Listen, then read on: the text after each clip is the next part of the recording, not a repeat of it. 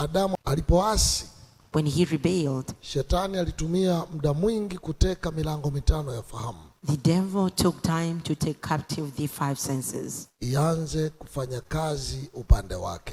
to begin to work on his side. Lakini hii milango mitano But these 5 senses, imemfanya mwanadamu kuwa muoga sana. they've made a human being become very afraid. Badala ifanye kazi upande wa Mungu aliyeiumba, Instead of working on the side of God who created them, inafanya kazi upande wa adui. it works on the side of the enemy.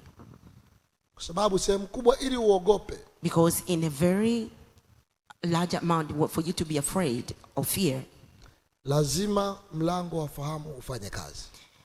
one of the 5 senses has to work. Lazima uone, You must see, lazima usikie, you must hear, lazima uguse, you must touch, lazima uonje, you must test, lazima unuse, you must smell,